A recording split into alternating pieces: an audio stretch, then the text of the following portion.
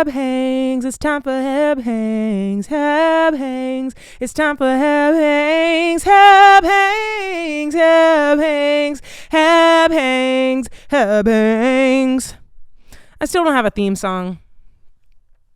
That could be it though. That's the one that's kind of been stuck in my head. So maybe I just need to follow my heart and do that. Well, welcome back to... I just bit my tongue. Welcome back to episode 2 of Hebothy Hangathy. There's still dog hair on my mic. I hope you liked episode 1. Here I am on schedule, recording exactly a week later on Tuesday, just as I put in my calendar, sticking to it. Proud of myself for that. I'm kind of like squeezing it in between things today because today's kind of a busy day. I have a job interview in an hour and a half. I won't say exactly where it is because I don't know who be watching this, but it's like a cute food place. I'll just say that. It's a cute food place, but it seems really cool, and I have patronized this business many a time. So I would love to work there. And everyone who works there is like tattooed and pierced and has dyed hair and shit. And everyone there looks cool. So, and I have a lot of like restaurant experience. So hopefully they fuck with your girl. Hopefully they like me. Hopefully I like them. But honestly, I have like a lot of anxiety today. I have like a lot of anxiety in my body. It feels like even kind of weird and scary to be recording this, and like a very small part of me thinks that like this isn't even going to get posted. I'm just going to record this and it's just going to die. But I'm committing to it, to posting it, to being unfiltered and authentic and whatever. But yeah, it's been a lot of anxiety recently.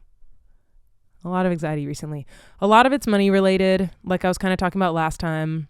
So hence why I hope I get this job. Yeah, and there's like some career stuff, like I don't know, like I don't know. Like I have all these ideas. I mean, well, not all these ideas. I have like some PSA songs kind of half done, or like the songs are done, but I need some help with the video parts. And that always just slows everything down, because in the past I've been able just to make the song and do the video and post within like, 2 to 6 hours of the idea's conception. But now it's kind of like I'm waiting to see if someone else is available, if they can help. Sorry, I burped again. If you don't know what I'm talking about, first of all, I don't know how you found this video if you don't already follow me on Instagram or TikTok. But just in case you did, I'm hebotheweb on Instagram and TikTok, and I do like short little musical PSAs, musical songs, musical comedy. But I have some ideas and I want to post them. But yeah, I'm like waiting on some people to be available and willing to help as well, willing to help for free. You have to find people who are down to do this shit for free, because like I'm not getting paid for it. I get paid if I get like a job specifically, like if like I've done ads for Jack in the Box and Taco Bell and DoorDash, lots of food, and like Balesa. But yeah, I don't know. Yeah. So there's like this creative energy that wants to come out, but then I'm also enjoying exploring my creativity in other ways. Like I am trying to develop something and sell this thing and get this thing made. And that is hard. And there are some interpersonal relationships that have been making it hard and scary and very anxiety inducing. And there's like some family stuff happening. And I just feel like, oh man, I wonder if I'm about to cry. It feels like it. The tears are like in my eyes, but there's not enough to like fall. But I've just been very overwhelmed.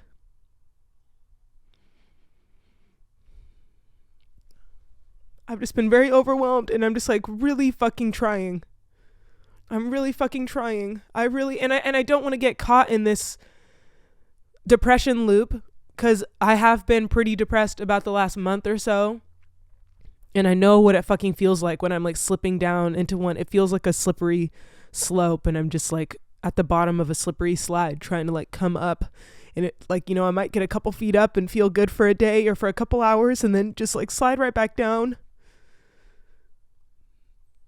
And then one day I might feel like I'm almost at the top. I'm like, oh my God, I'm almost out of this. Like I see the top, it's right here. It's just that last little step over. And then the next day I just slide right back down. That's kind of what it's been like.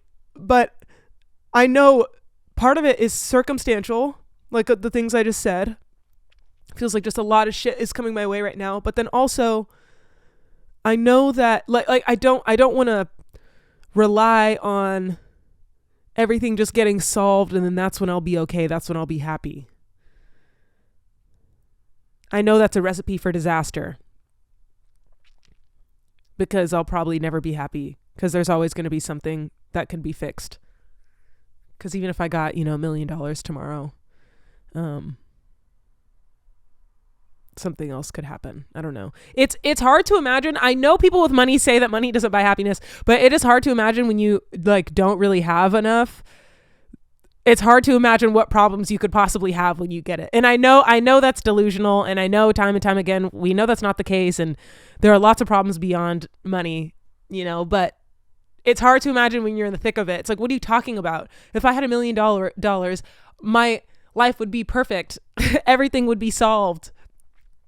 And you're lying to me if you say that's not true, but no, they say that's true. But there is definitely something to be said though about having your financial needs covered and like just giving you peace of mind around that. Like if something crazy happens, like for example, I went to the dentist the other day. I can't get this cavity filled because my insurance does not cover it because it's lab work. And it's very expensive. So I'm just not getting it filled. That's fucking crazy. I don't have health insurance right now. I have a lump in my boob, but the last health insurance people I had said that it was probably benign. So I guess I'm just banking on that. Anyway, this is getting really personal. I guess that's the point, but this is getting really personal. Anyway, I don't think I'm going to be in this forever, but sometimes it's hard to imagine a life where this isn't my life. But I don't think I'm going to be in this forever. It's just tough. It's just tough. But anyway, okay. I don't want to talk about this forever. I don't want to be just depressed. Let me get some water, and then I kind of want to tell you about this guy in my improv class. He's a funny dude.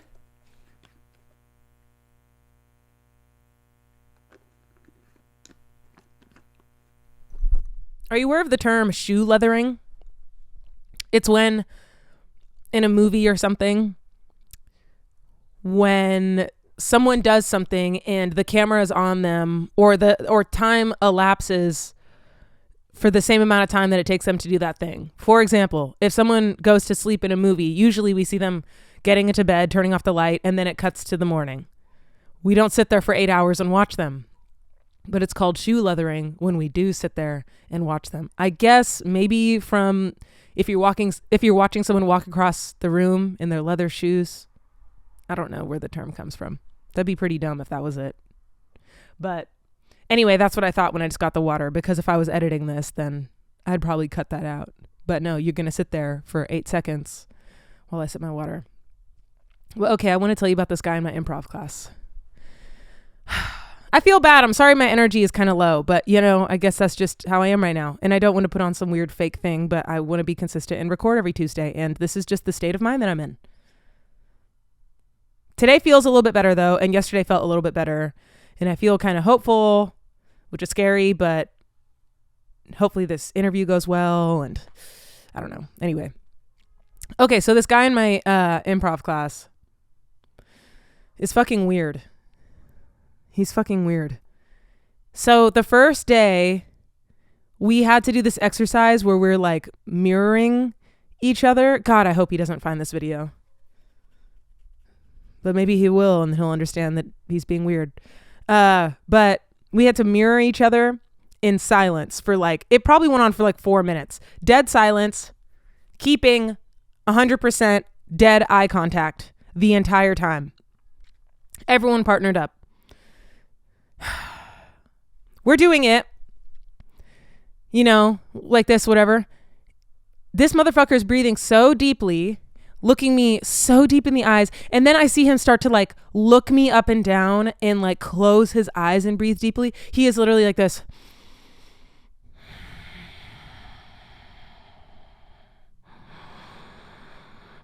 I'm just sitting there like, what the fuck is happening? And right then I knew that in his mind we were fucking. I was like, this is a sapphic ass motherfucker, which nothing wrong with it, but don't bring me into it without my consent. Like, he was on another level. It was like he had left the exercise and was like on a new plane. I was like, I fucking hate this so much. I hate every second. And then the exercise gets done and the teacher goes, so how was that for everyone? And he goes, intimate. I'm like, bro, please. And then yesterday I was telling someone about that in my class and she goes, oh yeah, he told me after the first class and goes, oh yeah, the girl I was paired with, I think we had a really good connection. Please leave me alone. This is like, oh, I guess maybe let me describe him slightly. He's like in his 40s, probably, short little white man. If that gives you any context. But yeah, fucking in his mind. And then the second class, we're supposed to go around and like make eye contact with everyone and be flirty with everyone, just as a little warm-up exercise. And I didn't see what he was doing before, but when he gets up to me, he goes, I'm flirting like a black woman. What does that mean? I didn't see what you were doing before, but I'm just going to take a wild guess that you were putting on some weird accent and like saying something like, oh no, you didn't, or or some bullshit. And I just went, oh, I don't think that's right. And he went, yeah, I know. And I was like, okay, I don't think we're not on similar. Yeah. It was not good. And he said something else to this other Latina girl in our class. He said, because she's like white passing and Latina, and he said, and she's never been to Mexico, and he said something on stage in a scene to her that was like, yeah, because I'm Latina and I've never been to Mexico. Inside joke. In the middle of the scene. Fucking strange ass dude. Makes me wildly uncomfortable. I told the teacher though about the black woman comment. And she was like, I don't really know what that means either, but I'll keep an eye on it. So, and he's always talking back too. He's always talking back to the teachers. Whenever they try to give him a note, he's like, oh yeah, that was one thing. We got into like sensitive topics like gender and race and sexuality and stuff. And she was just kind of saying how to approach that. If it comes up in a scene, you know, what do you do in that situation? And he goes, yeah, what if I don't give offended? Or no, give offended. He says, what if I don't give a fuck? I don't give a fuck. I never get offended and I feel bad for everyone who gets offended. And she goes, yeah, okay, you might not, but there are multiple people in this room who have experienced things that you will never understand. Because the class is very diverse. There's a lot of brown people in there, and the teacher is brown and a woman. Bro. And then we had a sub come in and he was talking back to the sub, and because he put on a very bad Mexican accent in one of the scenes, and the sub was like, don't do that, you know, unless you can like really sell it or you like really know what you're doing, maybe just avoid that. And he goes, oh, well, I have a ton of Mexican friends and I talk like that with all my Mexican friends and none of them care. And the teacher was like, nobody gives a fuck when they're watching you on stage who your friends are. All they see is you doing this right now. And then he kept talking back, and then he goes, you're under the impression this is a conversation, and it's not. I was like, bro, not them drop kicking him to high heavens. But yeah, anyway, so that's that. I just wanted to tell you about him because he's a character, and I've created distance. He actually texted me the other day and I ignored it. Because we're in a group chat with the whole class and we all went to a show, and he texted me after and was like, hey, didn't see you after the show. Did you like it? I just did not respond. He obviously wants me and it's gross. Yeah, but that's that. I'm going on a date tonight. Yes. I went to a party last week. I went to a Nicksgiving. It was a Nickelodeon themed Friendsgiving. And, dude, my uterus hurts. I just started my period. And I only get cramps on the first day, but today's the first day. But yeah, I went to this Nicksgiving and it was crazy. It was like decorated in a really cool way. It had the girls' room from the Amanda Show on the bathroom door. Someone made like a real life chum bucket. There was like Good Burger uniforms. Like it was so decked out. It was like there's probably like 100 decor pieces, all these different Nickelodeon things, and then all the snacks had little labels on them, like the worms, like gummy worms were labeled like, I don't know, like fishing bait from SpongeBob or something like that. And then there were Jello shots, but they were orange and green for Nickelodeon. They just went out. It was this girl from one of my other side gigs who threw it, and it was like an hour and a half away. It was so far, but I committed. I said I was going, and then I went, and I dressed up as Dora the Explorer. It wasn't my best Dora. I've been Dora before.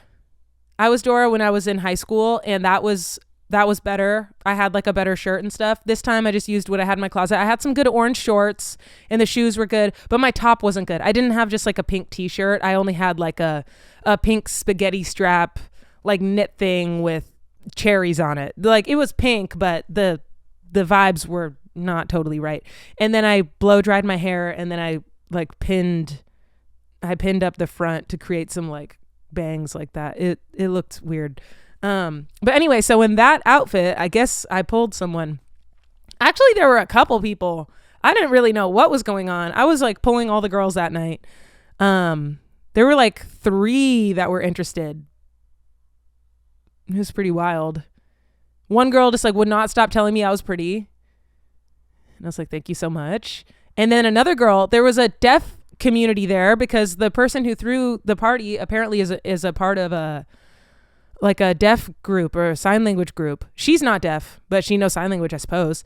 And I know the alphabet and then like 3 words. And then I looked up nice to meet you. And since I know the alphabet, I would say nice to meet you. And then they would ask me my name, and then I would spell my name.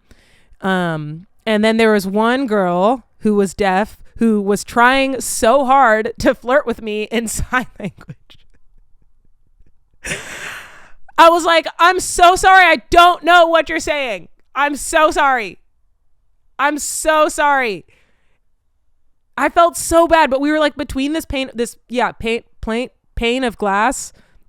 She was outside, I was inside, and then we were like doing stuff through the thing. And then eventually she like typed on her phone and would like hold it up to the glass, and I was just like, this is wild. We literally do not speak the same language, and we are trying so hard right now. And then while I was talking to her, this other girl walks up who was dressed as Hey Arnold. It was really sick, actually. She had like this cardboard cut out into Arnold, and it was really good. And she attached it to a headband, and then she had on the whole fit. It was so good. Anyway, she came up and she was like, oh, I met this girl at the last party. She was hitting on me too. And then so we were kind of like bonding over that. And then we started talking, and she was really cool. We got along really well.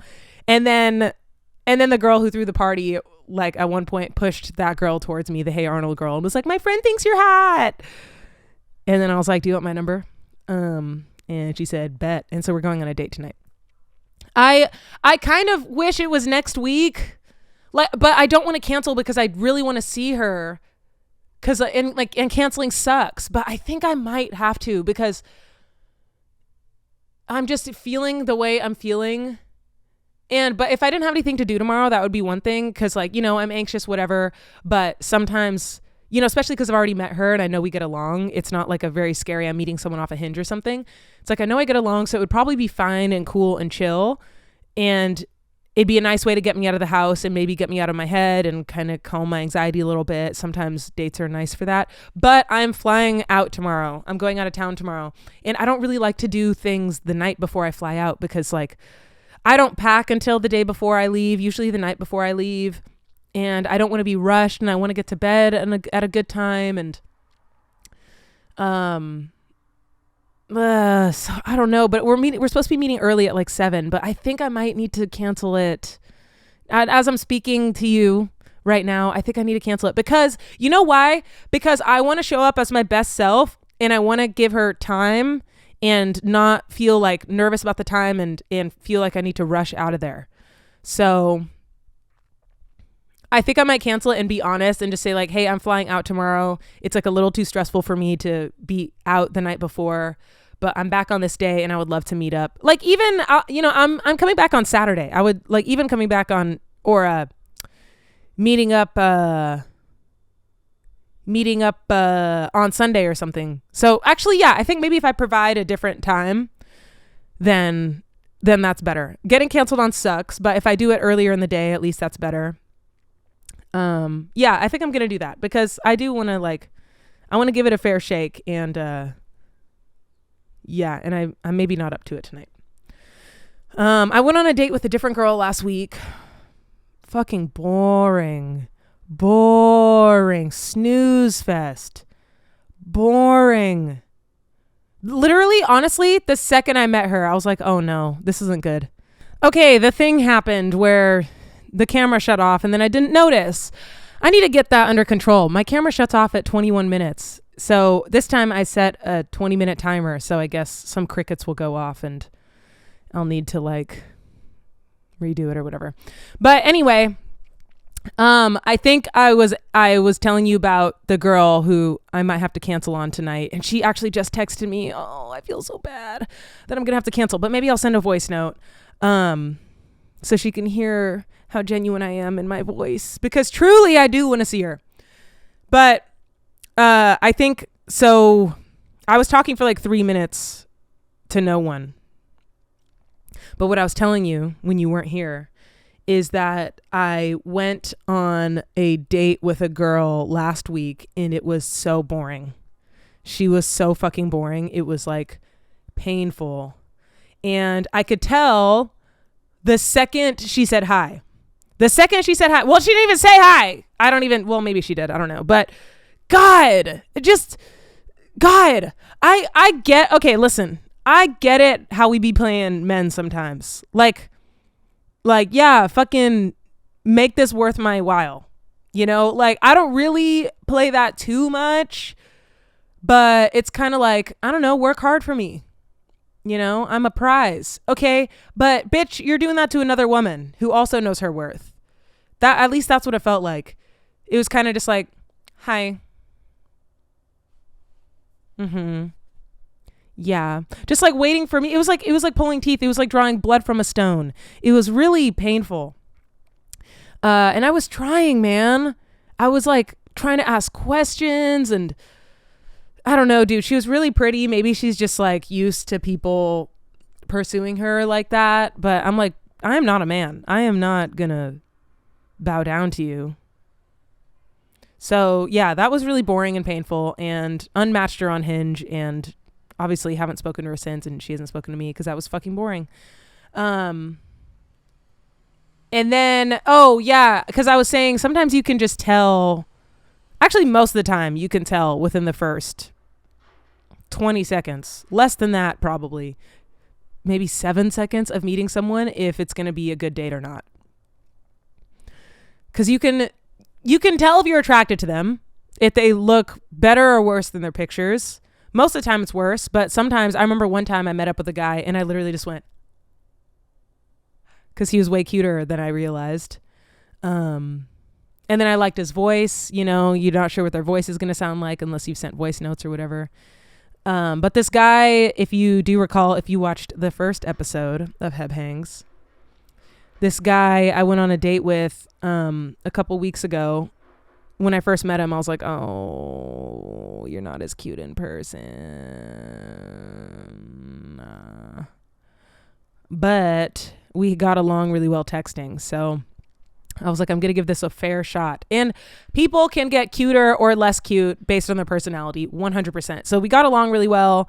So I was like, yeah, sure, I'll kiss this motherfucker. Sure. That's easy. Just kiss him.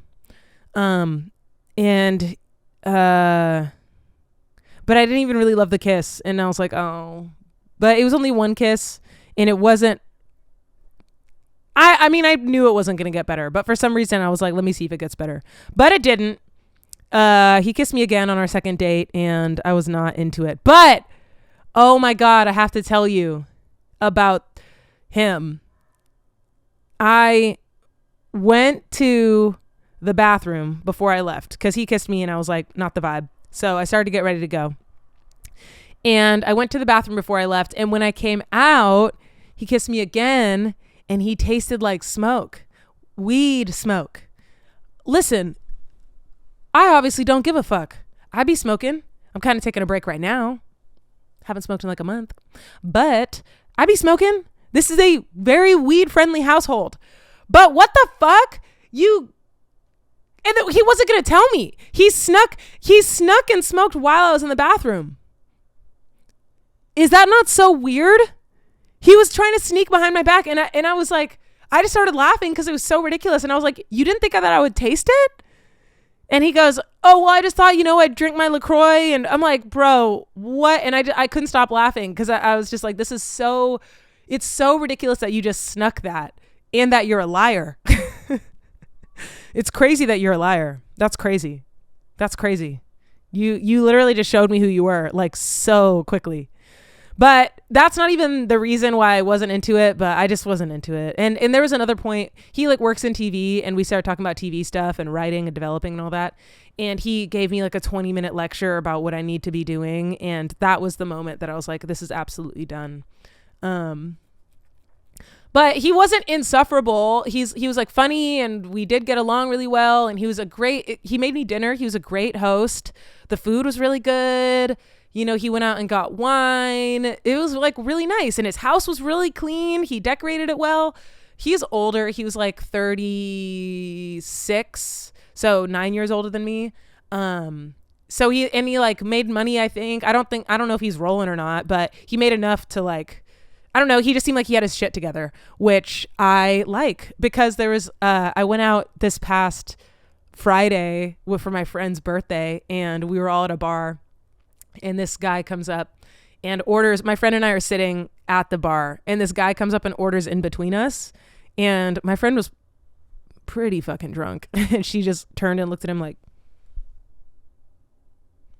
excuse me? And he went, oh my God, I'm so sorry. I interrupted ladies' night. I'm sorry. And she just did not say anything. She just kept staring at him, just like staring this guy down. And then he goes, how can I make it up to you guys? And I thought, buy me a drink. But then she said, buy us drinks. And he goes, oh, I'm poor. I can't do that. How else can I make it up to you? And I was like, well, we're at a bar right now. How the fuck else do you want me to say, like, suck my titties? Like, what do you want me to say right now? What do you mean? How else? We're at a bar. There's literally only one thing you can do right now. There's only one thing. What? And I looked and he got like $75 worth of drinks. I'm like, you can't throw... I don't even need a drink, but I was just like, bro, why are you talking to me? What are you saying? But anyway, and then he came back like 10 minutes later and sat down and started talking to me. And sure, it was something to do. I didn't really think he was that cute, but he was like cute enough and he was something to do. And so I talked to him for a little and then we found out he was 22 and I'm 27 and he like lost so much interest as soon as he found that out. I was like, are you fucking kidding me? Are you fucking kidding me? But when I told my girlfriends who were there, they were like, it's because he realized he couldn't handle you, bitch. Once he realized you were 27, his 22 scrubby ass can't buy you a drink, motherfucker, realized he couldn't handle you. And I'm like, maybe that's it. But I definitely took it as like, oh shit, sorry, am I too old for you? And listen, I am fine with aging. There are times where I'm like, oh no, I'm almost 30 and like, can I still be an actor? And because like Hollywood fucking sucks and is really mean to girls and women over the age of like 9. You like age out of everything, I guess. But there are still roles and shit's coming back. And also I don't just want to act, I want to write as well. But anyway, it's this narrative that they've like put into my little wee brain. But for the most part, I'm very fine with getting older. I like being 27. I like who I'm becoming. I'm getting more confident. I'm being able to express myself better, understand my feelings better, all these things. So it didn't hurt my feelings like, oh, I'm old. But I was just like, man, fuck you. I was giving you attention and you're going to turn your back on me because I'm 27? You can't even buy me a drink, motherfucker. I shouldn't even been talking to you in the first place. What? If he was really cute or if we were getting along really well, that's one thing. But he was fine and we were getting along fine. So I'm like, bro, I don't even need to. Anyway. So that was a mess. Anyway. Okay, well, so like I said last time, I want to do the improv thing where you just kind of start and don't really know where you're going to what the fuck am I saying? Wait, is this a note in my thing where I already said headbangs? Oh. Yeah, I'm going to start and I don't know where I'm going to end up. But I did write down some, what the fuck am I saying? Some ideas, some things to talk about. If I felt like I still had some time and I wanted to chat a little bit more.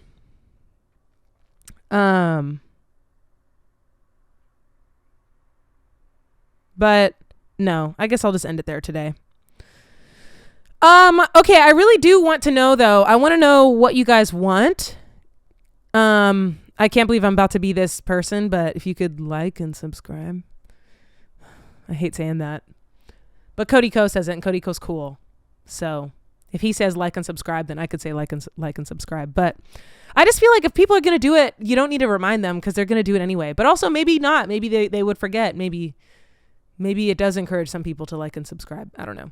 But anyway, I really do want to know what you guys want to talk about. Obviously I can just like give an update on my week, whatever. But if there are specific questions or things you want me to get into, can you please write it in the comments?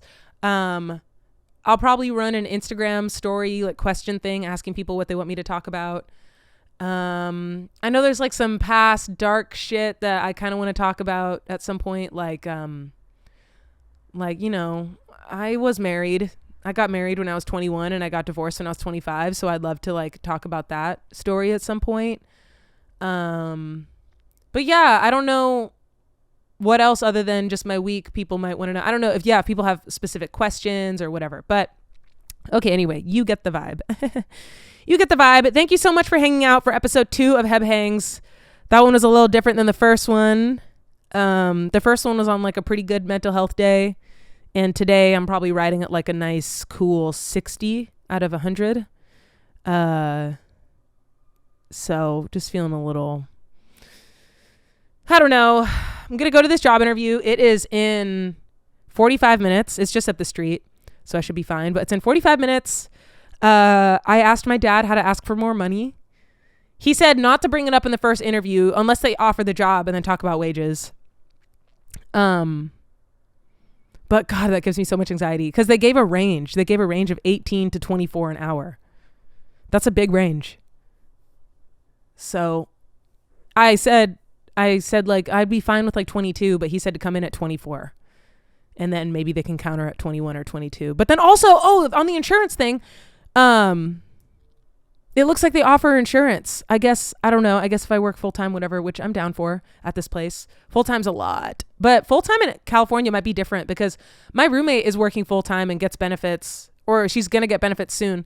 And I think she's working 30 or 35 hours, not 40. So maybe it's slightly different. But yeah, that would be cool. I've never gotten insurance through a job before. But yeah, I just had to dump Kaiser because it was $413 a month. And then my car is $400 a month. And then car insurance, of course, and then phone bill, and then rent, of course, and then just other random things like your car needs work, your dog needs food, dog random vet bill, groceries, gas, just random things. And then also I have really cut back on like I'm not like going, when I went out the other night at that bar, I spent a total of $12. That was my night out, $12. And that was a treat. I get food out like from out of my house maybe once every 10 days. And it's usually something like tacos for $8 to $10 or whatever. Like I canceled Amazon. I'm really like going in. But anyway, so when Kaiser, my like auto pay lapsed or something for some reason, maybe I didn't have the money in my account. I thought I did though, so I don't know. But it lapsed, and then they were like, okay, you need to like pay this manually, and I just never did. And then 2 months passed, and they sent out a warning, and they're like, we're gonna terminate your Kaiser account. And then I called them, and I was like, no, don't terminate it. I need it. And then they called me back a couple days later, and they're like, okay, well, we need like $1,100 to reinstate it because that'll cover like 2.5 months or something like that. And I was just like, no, I don't want to do that. So your girl doesn't have health insurance now. I just didn't pay it. I was supposed to have a therapy appointment today, and I guess it's just not happening. I logged into Kaiser, and they're like, you're not a member anymore, so bye. So just making sure the time's not up. But yeah, so I don't know. I'm really trying. Ultimately, like, depression and anxiety can get the best of me, but ultimately I do trust the process. I do know things will get better, but sometimes, like, I think this is the artist thing and being in LA and trying to make it and all this shit. I'm sure other lines of work deal with this too. I don't know, whatever. But it just feels like, fuck, sometimes I just want to give up. Sometimes I want to give up. But giving up, I guess, means going to like a normal job and working a 9 to 5. But that would genuinely make me suicidal. So this is kind of the only thing I can do. So But then I kind of think like, okay, well, if this is all I can do, and like if this is what I want to do with my life, then why am I not doing more?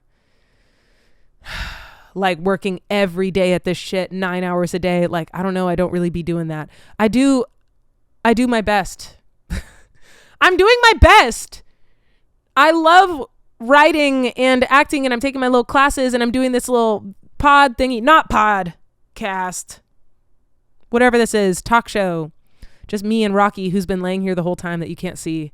I wish he would lay in frame, but I don't even know what I was saying.